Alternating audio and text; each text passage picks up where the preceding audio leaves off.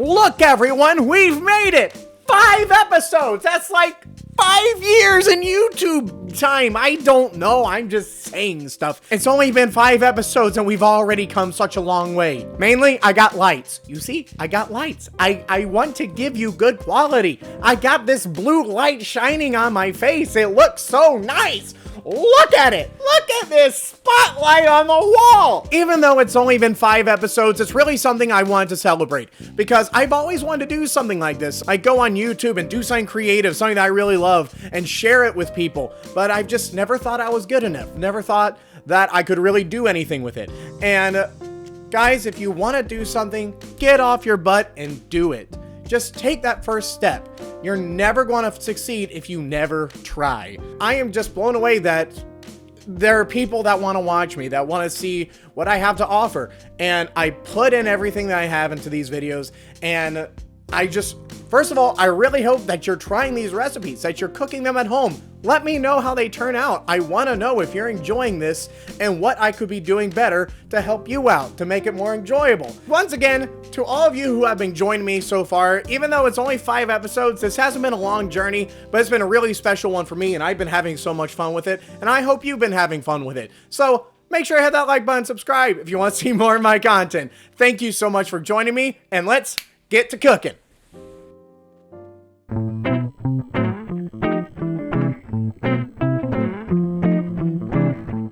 Today we're heading to California to check out the fish taco. We'll be making homemade corn tortillas, beer battered fish, and our own Pico De Gallo for this. So let's get started.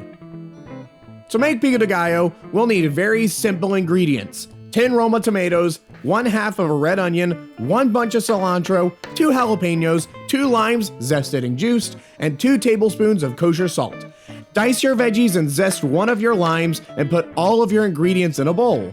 Pour in your lime juice and your kosher salt. Mix this up and give it a taste to see if it's salty enough. Mine needed more salt, so I'm just gonna keep adding salt until it's to my liking. Stir until it meets proper salt levels. Add that to our container of choice, and there you have fresh Pico De Gallo made at home.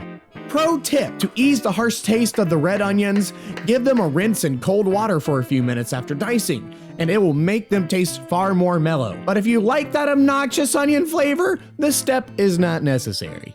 Next, we'll be making our corn tortillas. For this, you'll need 2 cups of masa. I use this bag right here. It's pretty easy to find in any major grocery store. Add in 1 tablespoon of salt and give this a good whisk. Add in hot water a little at a time and stir in. Repeat this until you get a dough that is about the consistency of Play-Doh. This was about 1.5 cups of hot water for me. Once you can form it into a ball, let it sit in a bowl covered with a damp towel for 30 minutes at room temperature. To shape the tortillas is quite simple, really. Cut up your dough into 9 equal-sized pieces and shape into small balls. Take 2 large plastic bags and gently press one of the dough balls in between the 2 bags. Take something heavy like an iron skillet and press down until round and flat. That's our tortilla shape. In an iron skillet brought to medium heat, add your tortilla to let cook on one side for 2 minutes. Give that a flip and let sit an additional 2 minutes. Take it off the heat and keep in a clean dish towel cover to let steam and soften. Do this with all your tortillas, and there we have our beautiful homemade corn tortillas. Next, we have the fish. Any flaky white fish will work for this recipe. I'm using flounder, but you can also use fish like cod or mahi as well. Cut this into thin strips and place in a container. Coat the fish with salt and keep covered in the fridge for 30 minutes to let draw out all of the moisture. Before we batter this fish though, let's get into a brief history of the San Diego fish taco.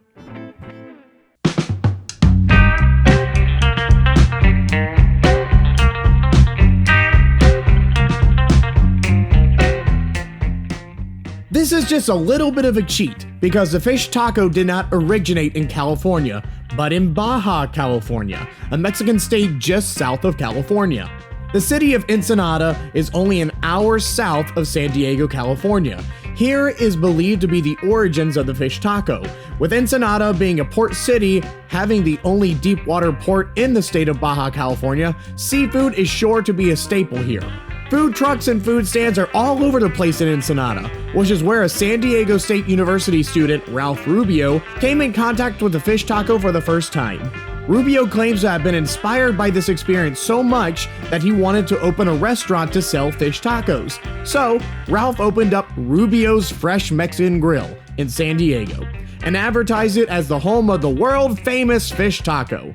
There, the fish taco blew up in California. It became far bigger than Rubio's restaurant, and it became thought of as a healthy dinner because of its light and fresh ingredients. They're so good. I mean, look at this beautiful taco. Rubio's has had a rough time over the years, having gone through lawsuits over the lobster burrito, failing a corporate merger, and going bankrupt in 2020. But the fish taco has since spread from California to restaurants all around the US. I don't think I've ever been to a Mexican restaurant that didn't offer the fish taco. This really is such a unique dish, an unlikely combination of ingredients coming together to create such a delicious and beautiful meal. But that was only a brief history of the California fish taco. Now, let's get back to the recipe.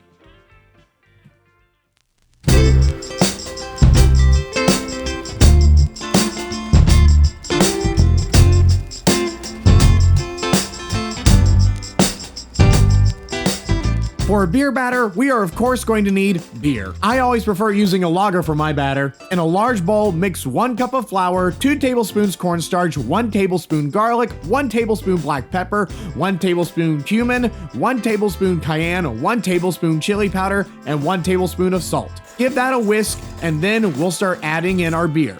Add beer until you have something similar to a pancake batter.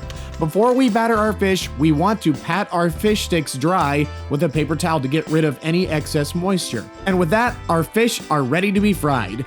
Dip a fish stick in your batter and add it to a vat of peanut oil brought to 370 degrees. Cook until nice and golden brown. Keep on a cooling rack to crisp up. The toppings we'll need for this is half a head of cabbage finely chopped and my red taco sauce, which you can find the recipe for in my chimichanga video. To assemble, we'll add a layer of sauce to our tortilla, add a piece of fish, a pinch of cabbage, and a spoonful of pico, and there we have our fish taco. Look at this beautiful taco. I couldn't agree more, random lady. Now, let's test this out. Hey bud, do you want the fish taco? You want a fish taco? You see a fish taco, you can't have it. Now we're at the best part of the day, and that's the taste test.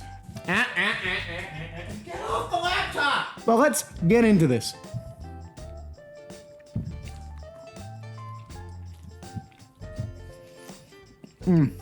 Pico De Gallo, super fresh. It adds just another element of flavor into this already complex taco. Whenever I tested this recipe with family, we could just keep eating this up because it really didn't weigh heavy on the stomach. It was really refreshing. The beer battered fish, incredibly tasty. Nothing like a homemade corn tortilla. Stop buying corn tortillas. The stuff in the grocery store is garbage. It's garbage. Stop it. If you don't have a tortilla press, it takes a little bit of extra time to make your own corn tortillas, but you save money already. Big plus for me. But also the homemade corn tortilla holds up better. It doesn't, like, look at this. Look at this. It's not breaking.